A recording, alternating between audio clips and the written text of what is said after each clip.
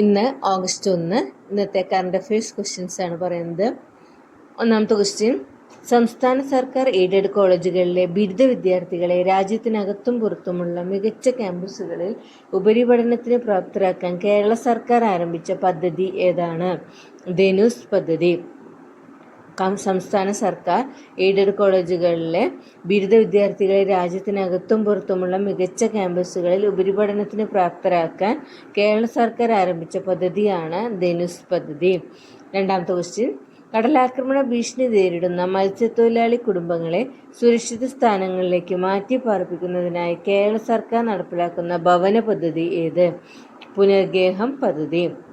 കടലാക്രമണ ഭീഷണി നേരിടുന്ന മത്സ്യത്തൊഴിലാളി കുടുംബങ്ങളെ സുരക്ഷിത സ്ഥാനങ്ങളിലേക്ക് മാറ്റി പാർപ്പിക്കുന്നതിനായി കേരള സർക്കാർ നടപ്പിലാക്കുന്ന ഭവന പദ്ധതിയാണ് പുനർഗേഹം പദ്ധതി.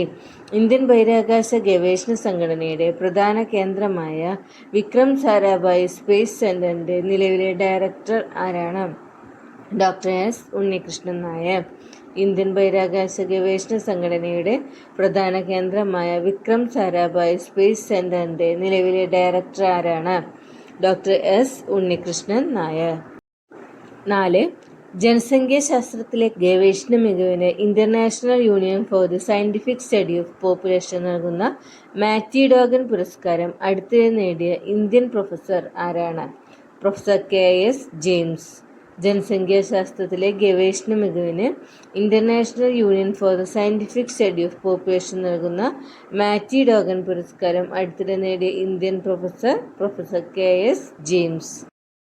2025 അന്തരിച്ച ഇന്ത്യൻ വംശജനായ പ്രമുഖ ബ്രിട്ടീഷ് സാമ്പത്തിക ശാസ്ത്രജ്ഞൻ ആരാണ്? മേഘനാഥ് ദേശായി. 2025 അന്തരിച്ച ഇന്ത്യൻ വംശജനായ പ്രമുഖ ബ്രിട്ടീഷ് സാമ്പത്തിക ശാസ്ത്രജ്ഞനാണ് മേഘനാഥ് ദേശായി.